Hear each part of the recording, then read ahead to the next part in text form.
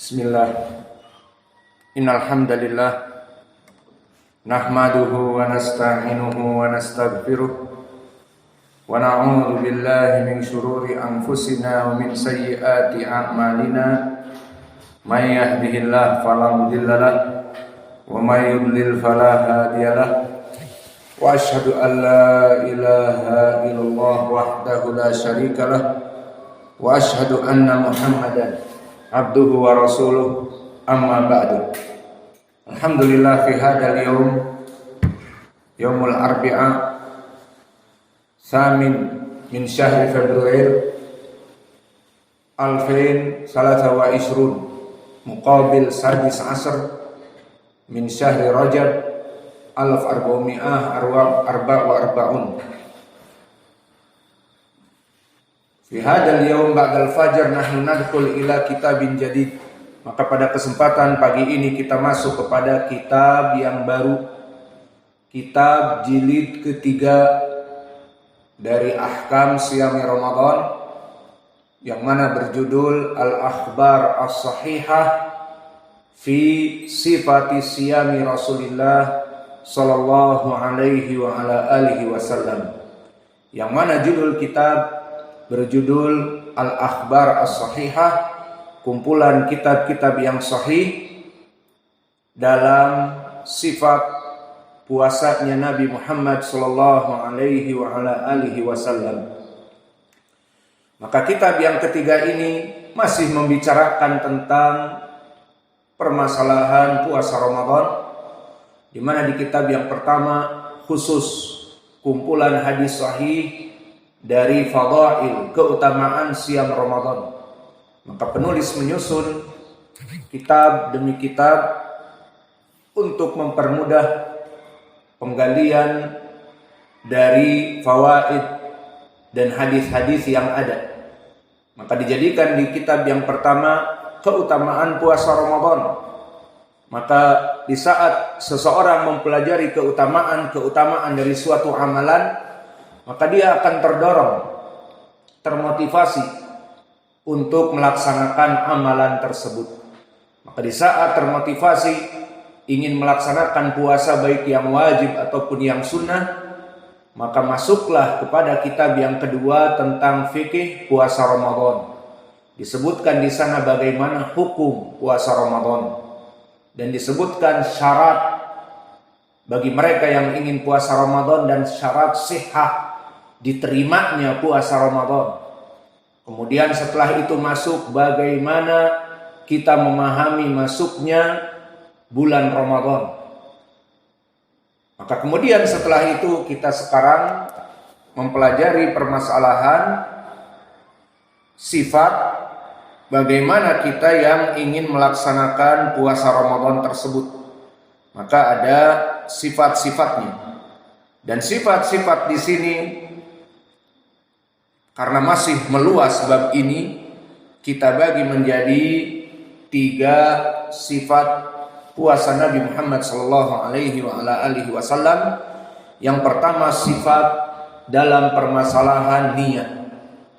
Maka kita bagi menjadi 3 fasal yang besar, dan dari 3 fasal ini pun masih luas. Kita bagi menjadi masalah-masalah. Maka bab yang luas ini sifat puasa Nabi, sifatus siyam Rasulullah sallallahu alaihi wa ala alihi wasallam, masih luas. Kita bagi juga menjadi fasal-fasal. Maka fasal awal an-niyah. Pembahasan kita sekarang tentang permasalahan sifat niyah Nabi bagaimana di dalam melaksanakan puasa. Dan untuk ikhwah, insyaallah tinggal mencetak kitab mujalad yang ketiga ini. Adapun untuk ikhwah yang belajar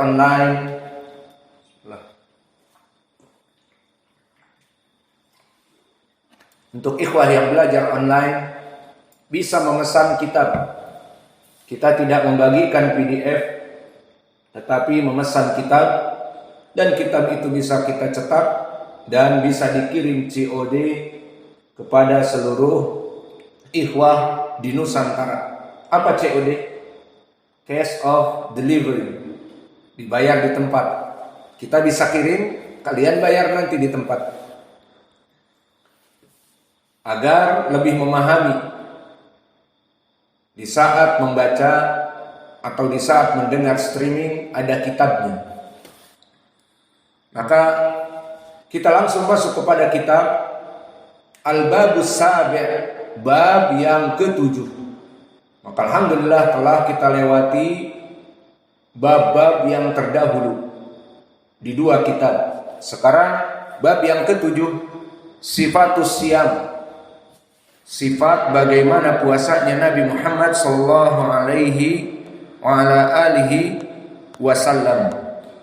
Dan ini adalah perkara yang sangat penting karena seluruh ibadah masdarnya harus al-mutaba'ah. Karena syarat al-ibadah disebutkan oleh para ulama kembali kepada 2 perkara. Perkara yang pertama al-ikhlas, niat untuk Allah.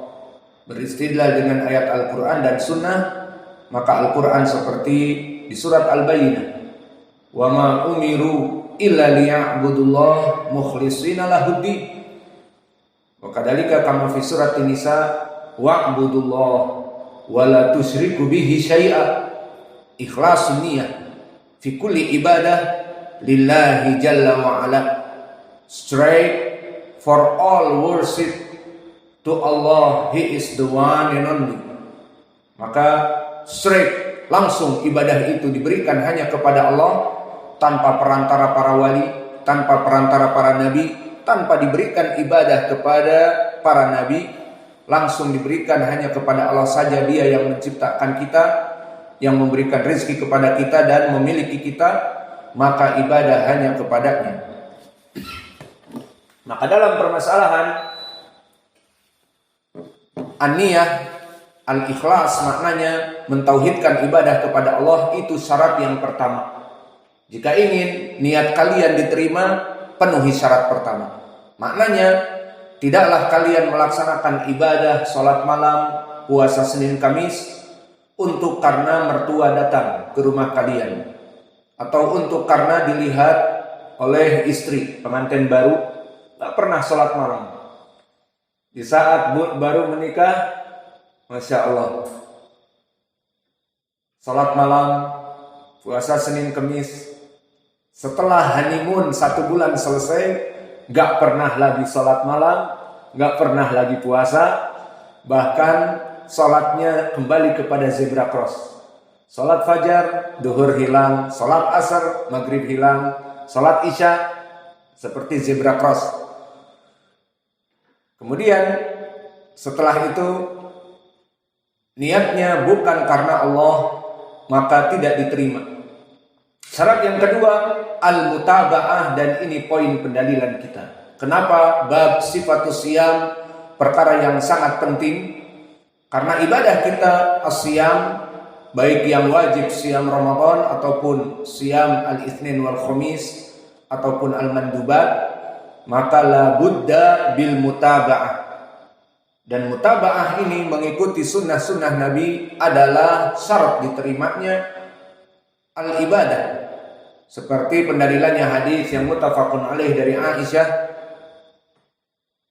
yang diriwayatkan oleh Imam Al-Bukhari dan Muslim, man ahdatsa fi amrina hadza ma laysa minhu fahuwa raddun. Maka barang siapa yang melaksanakan suatu peribadatan yang bukan bersumber daripadaku, fahuwa raddun, maka dia tertolak. Maka inilah yang menjadikan pendalilan bahwa bab yang akan kita belajari, bab sifatus siyam, bab yang paling urgen di antara bab-bab yang lain, paling bergengsi.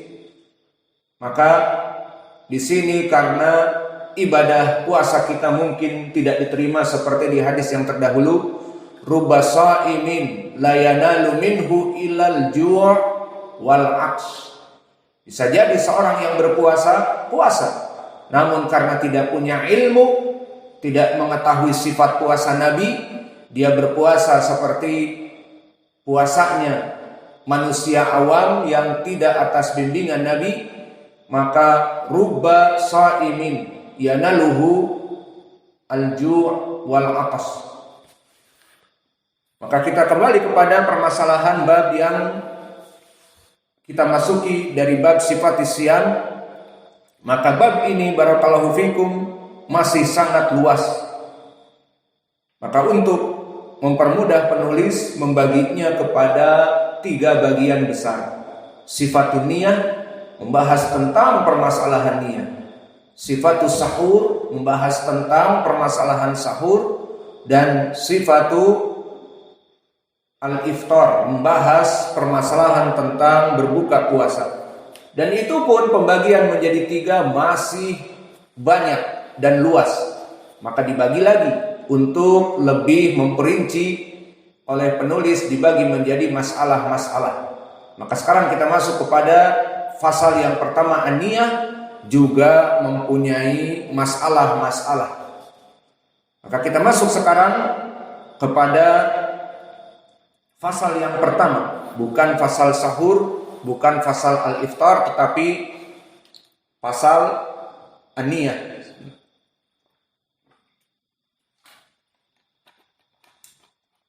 Maka fasal niyah masih pula luas, agar kita memudahkan untuk mengeksploitasi dan mengeksplorasi dari dalil-dalil yang ada. Maka kita berikan juga, pecahkan menjadi masalah-masalah. Maka kita masuk sekarang kepada masalah al-faslul awal al-niyah al-mas'alatul ula. Kita masuk kepada fasal niat dan masuk kepada masalah yang pertama dari pembahasan niyah. Apa pembahasan niyah di sini? An-niyatu mahalluha fil qalb la fil lisan. Masalah yang pertama tentang permasalahan niat, maka tempatnya niat itu di dalam hati, bukan di lisan. Makna masalah ini adalah anal qalba hiya manatul amal wa maqidin niyah, fal aqidah as-sahihah wal a'mal as-salihah kulluha madaruha ala niyah wa hiya fil qalb la fil lisan. Wa dalilu dzalika kama dzakarna fil matan min hadis Umar, innamal a'malu binniyat, ay niyatul qalb wa laysa bilisanihi. Wa kadzalika hadis Nu'man ibni Bashir kama sayati. Maka pembahasan dari niat ini barakallahu fikum pembahasan muhim. Wal murad mabhasul awal huna atau mas'alatul ula, aina mahallun niyah. Niat itu di mana tempatnya? Maka kita katakan mahalluha fil qalb. Niat itu tempatnya di dalam hati. La fil lisan, kita nafikan bukan di lisan. Perkara ini perkara yang penting. Hadal amr amrun muhim jiddan. Fal ibadah barakallahu fikum yang qasimu ila salasati aqsam min haitsu mawdi'iha. Fa'ala hada Imam Ibn Taimiyah fi ta'rifi al-ibadah kama fi kitabihi al-ubudiyah ismun jami'un li kulli ma yuhibbuhullah wa yardah min aqwalin wa min af'alin wa min a'malil qalb. Bahwa ibadah itu adalah suatu kumpulan dari